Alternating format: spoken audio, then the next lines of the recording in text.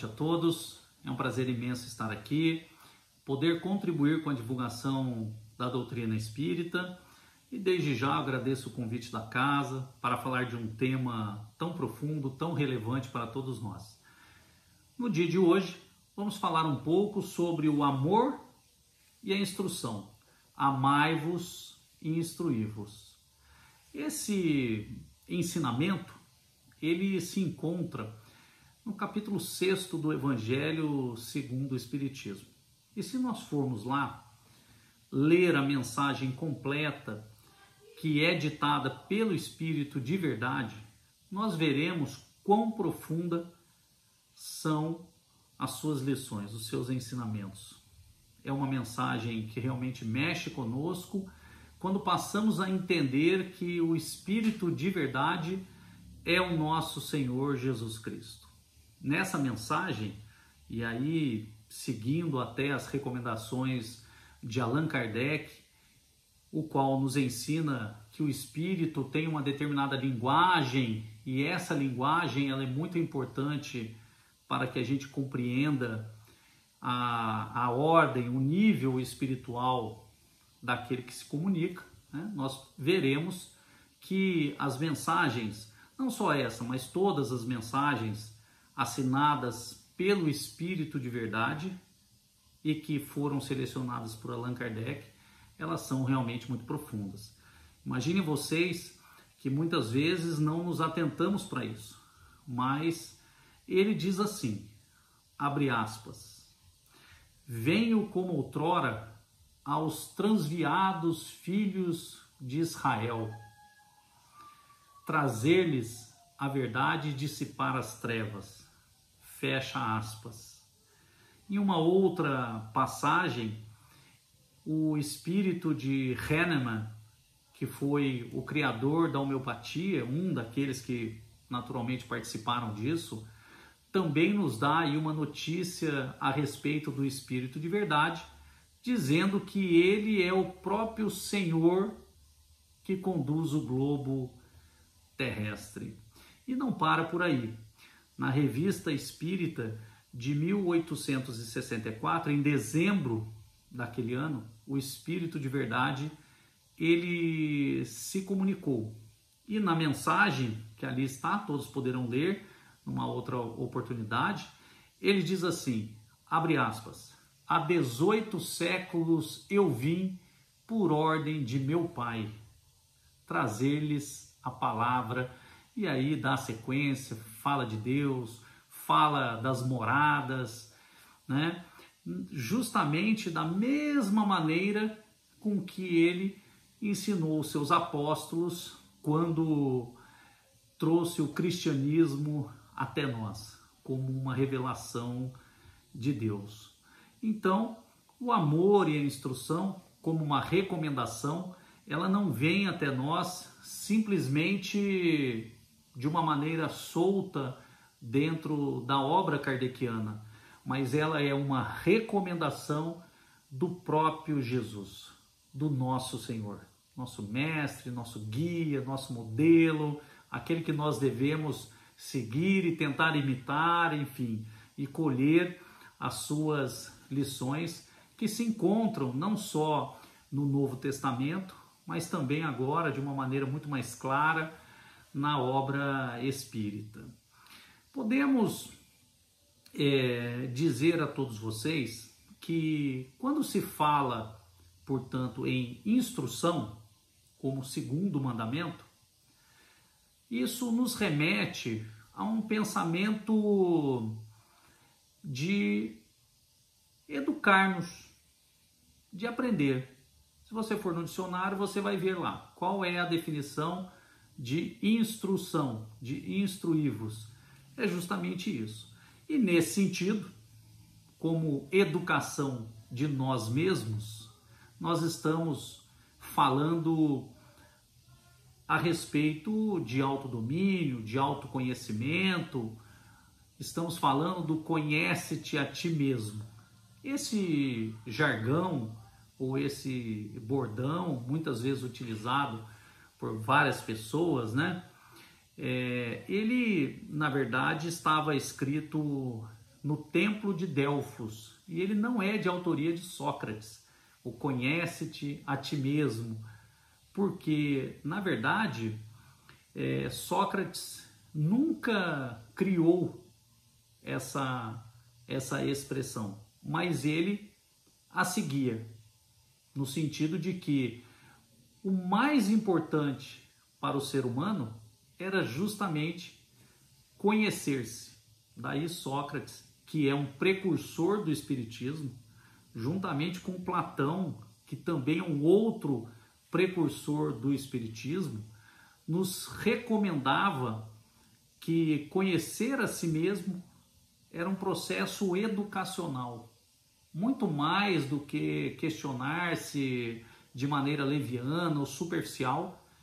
É um processo que nos leva ao nosso interior para que a gente possa então desvendar quem somos nós de verdade. Porque na sociedade nós mais aparentamos, nós somos uma personalidade que precisamos nos comportar de uma determinada maneira, mas não somos nós exatamente aquele que se comporta. O conhece-te a ti mesmo, se podemos aqui de maneira superficial esclarecer, ele é justamente aquilo que falta para todos os seres humanos. Emmanuel, no livro Consolador, ele fala sobre o conhece-te a ti mesmo. E ali, em uma das respostas que ele nos dá, ele diz que o que é premente para todo ser humano é conhecer a si. Daí essa mudança, essa transformação que se opera. Porque se você entende que não tem problema nenhum, que não tem vícios nenhum, que não tem imperfeições nenhuma, porque não se conhece, você na verdade está sendo acobertado pelo egoísmo, pela soberba, e nada se abre à sua frente para que você possa se reeducar e promover em você uma transformação muito importante para o avanço de você mesmo, não dos outros. A expressão instruir-vos não é instruir a eles, aos outros, a quem não é você, é instruir a você. Esse processo de autoconhecimento, de autodomínio, ele também é muito falado, muito explorado nas obras de Joana de Ângeles, porque ele tem um viés psicológico, psíquico, muito interessante, que nós devemos dar crédito e dar toda atenção a essas comunicações tão relevantes também para todos nós, né? No processo, então, de educação, de conhecimento, de instrução, e aí eu queria fazer só um parênteses aqui, não é essa instrução acadêmica, intelectual somente, né, que muitos de nós imaginamos que devemos ter. Vamos ler todos os livros espíritas, vamos conhecer todas as passagens e vamos deixar de conhecer a nós mesmos. Não é isso. É o conhecimento, é a instrução, é a educação como aquisição da sabedoria. A sabedoria que, na verdade, nos liberta, nos deixa tranquilos, nos deixa em paz, saber que aquilo que nós estamos fazendo está de acordo com as leis de Deus. Nada mais natural do que fazermos aqui uma ponte entre essa instrução, essa sabedoria que nós queremos adquirir, com as virtudes que nós vamos desenvolvendo ao longo de nossa vida e ao longo das encarnações que virão pela frente, né?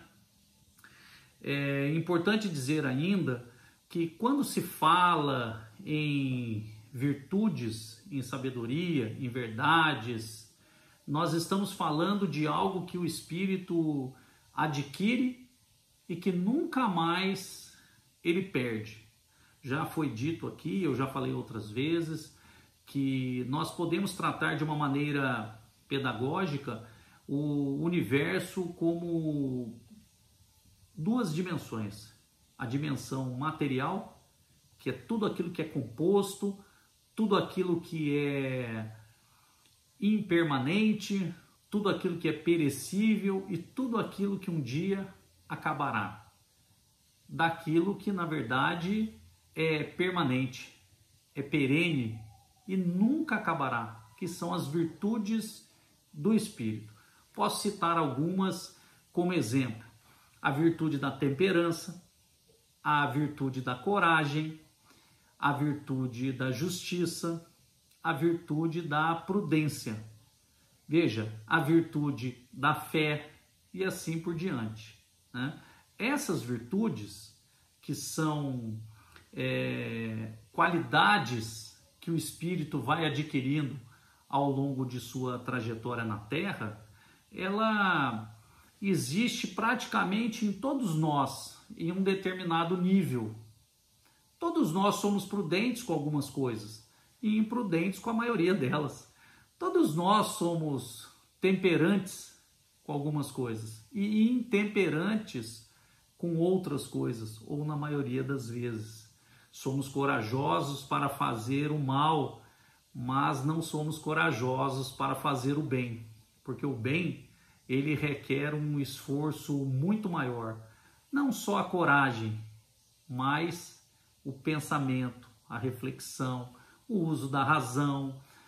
No dia a dia é como se fosse aquela paradinha que você dá antes de fazer alguma coisa. Quando você está entrando em erupção, é o vulcão que sai de dentro de você e você vai fazer uma bobagem, porque acaba fazendo mesmo. Todos nós fazemos, somos imperfeitos.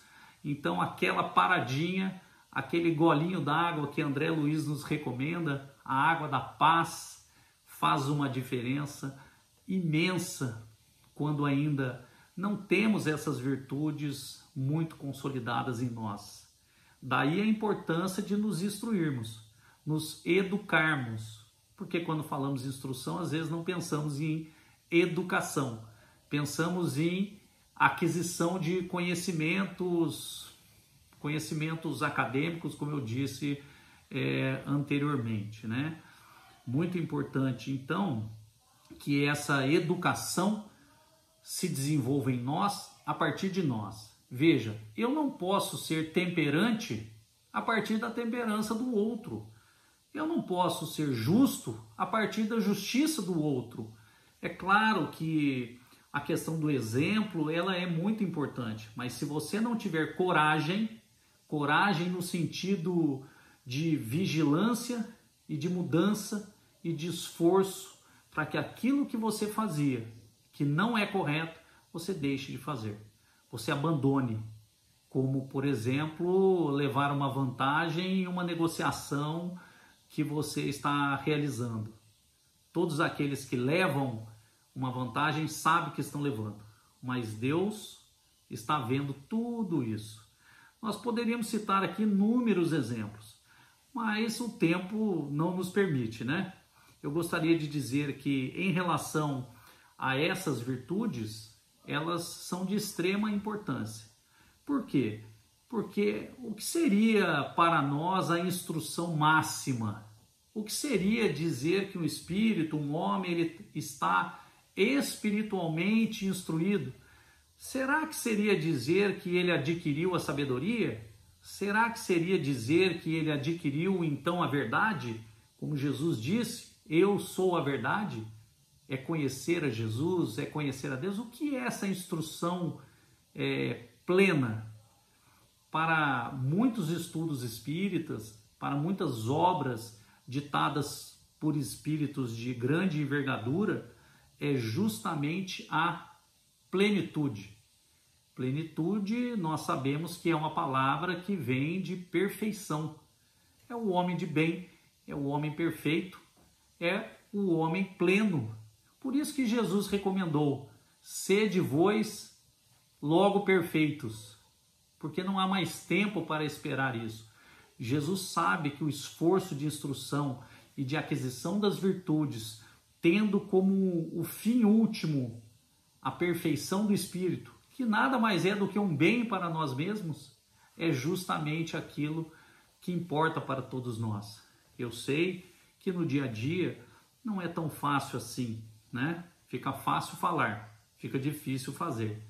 Mas Emmanuel, no livro Consolador, que eu já citei aqui alguns minutos atrás, ele é quase que um chamamento de todos nós para o esforço de mudança a partir do uso da razão e a partir do uso do sentimento. Então nós temos realmente que seguir esse segundo ensinamento de Jesus, que é instruí-vos nesse sentido. E a partir daí, né, nós também devemos dar uma atenção para os nossos sentimentos, para aquilo que é importante, porque não adianta nada aparentemente termos instrução sem termos o quê? Sem termos sentimento, sentimentos de amor que se revelam de inúmeras maneiras para todos nós. É muito difícil falar do amor do dia a dia, do amor dos homens, do amor ontológico, é quase um tema filosófico, e posso até dizer aqui que muitos filósofos já pensaram sobre isso, já se esforçaram no sentido de tentar explicar ontologicamente o que é o amor, mas de uma maneira muito singela, né, diante daquilo que eu poderia contribuir com vocês, eu poderia dizer que o amor, esse amor puro, esse amor que Jesus nos propõe, é o amor daquele que faz pelo semelhante aquilo que você gostaria que fizesse para você mesmo, né? Jesus nos deu 2 grandes mandamentos. O primeiro é amar a Deus sobre todas as coisas, com todo o teu entendimento, com todas as tuas forças. E o segundo é amar ao próximo como a si mesmo. Nós sabemos que o amor, ele se mostra a partir das ações do homem de uma série de maneiras. Então, todo o bem que nós fazemos, todas as nossas ações voltadas para aquilo que é o bem, o bom, aquilo que beneficia o outro muito mais do que nós, é o amor que Jesus espera.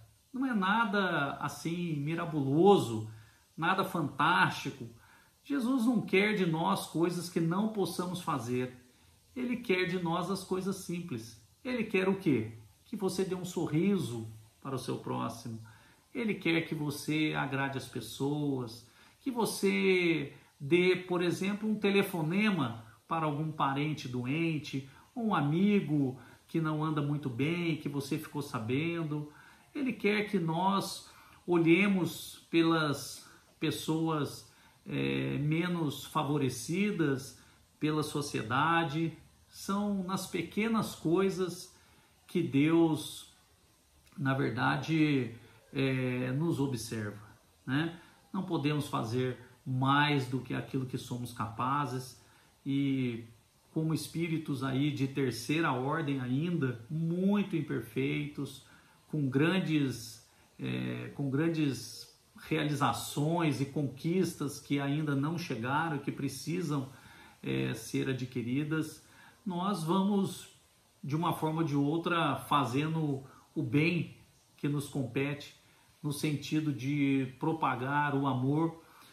É difícil realmente dizer, mas eu poderia recomendar a vocês que visse um filme que trata de uma sociedade e famílias muito pobres que viviam na África passando necessidades de alimento, de comida, de moradia.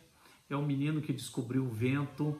É um filme que realmente me emocionei muito quando vi, mas nesse filme tem uma passagem chocante, uma passagem muito forte, em que a família protagonista do filme, os principais ali, eles estão no momento em casa discutindo com a falta de comida, com a falta de alimento, e a filha mais velha se revolta, xinga o pai, ergue a voz para o pai e sai para fora. A mãe, logo em seguida, vem atrás dela e elas começam a discutir. Até que a mãe diz assim para a filha: o dia que eu cortar o meu braço para lhe dar comida, você vai entender que você é minha filha e eu sou a sua mãe. Então é uma passagem que realmente retrata, talvez de uma maneira muito simples, o que é o amor verdadeiro. É aquela pessoa que faz tudo pelo outro, sem pensar em si mesmo. O que nós poderemos dizer das pessoas que fazem doações de órgãos para mães, para filhos, irmãos para irmãos? Quer dizer, você tira um pedaço do seu corpo para salvar a vida do outro? Então, essas expressões do amor são expressões que estão em nosso dia a dia, sem dúvida. Não nos resta questionar que ele está aí, esse ensinamento de Jesus. Então, para podermos aqui terminar a nossa pequena reflexão, ela é justamente o conjunto, como se fosse uma balança, um motor com várias peças que só funcionam se todas as engrenagens funcionarem juntos. É o amor e a instrução. Amai-vos e instruí-vos. Quanto mais eu amo, talvez mais sabedoria eu tenha de vida. Quanto mais sabedoria de vida, mais amor provavelmente eu vou ter. O meu coração vai ser iluminado pela inspiração dos bons espíritos, pela presença dos nossos queridos amigos espirituais em evangelhos no lar que nós fazemos, ou nas casas espíritas, nas reuniões mediúnicas. Então, nós realmente devemos dar uma atenção um pouco maior para o amor e para a instrução, sem esquecer nenhum dos dois, caminhando e seguindo com essa doutrina, que é uma doutrina realmente muito esclarecedora, que nos ensina muito, e eu poderia dizer que quanto mais nós a conhecemos, menos medo nós temos das coisas e temos da vida, porque o amor de Jesus é o amor infinito. Nada pode contra ele, nada pode contra o amor de Deus, que é tão misericordioso e tão bondoso para todos nós. Eu gostaria de agradecer mais uma vez, espero vocês no próximo vídeo, assistam, fiquem ligados no canal da casa e uma boa noite para todos nós. Muito obrigado.